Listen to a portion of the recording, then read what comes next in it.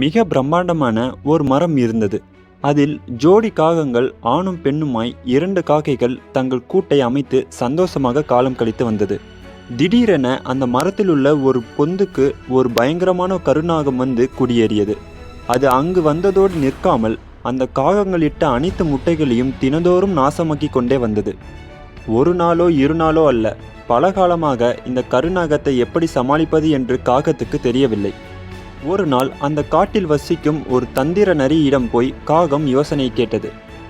உடனே நரியும் காகத்திற்கு ஒரு அற்புதமான வழியை சொன்னது. அரண்மனையின் அரசகுமாரி நீராடும் இடத்துக்கு செல். அவள் குளிப்பதற்கு முன் தனது ஆபரணங்களை கலற்றி ஓர் இடத்தில் வைப்பாள். அங்கிருக்கும் விலைமதிப்பற்ற ஒரு நகையை தேர்ந்தெடுத்துக்கொள். மக்கள் பலரும் காணும்படி மெதுவாக பறந்து வந்து அவர்களின் கண்முன்னே அந்த நகையை பாம்பு இருக்கும் பொந்துக்குள் வீசிவிடு என்றது நரி. அப்படி வீசினால் என்ன நடக்கும் என்று காகம் நரியிடம் கேட்டது. அதற்கு நரி, முதலில் நான் சொன்னதை செய், பிறகு என்ன நடக்கும் என்று நீயே பார் என்றது நரி.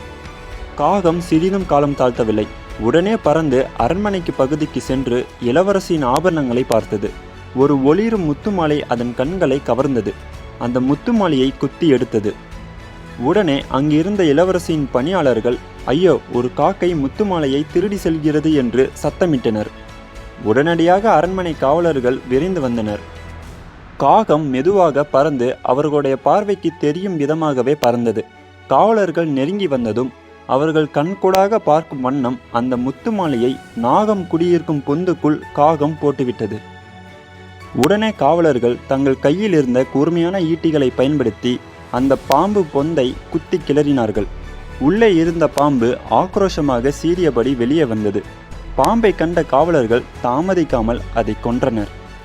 இறந்து கிடந்த பாம்பை பார்த்த காகம் சந்தோஷமடைந்தது.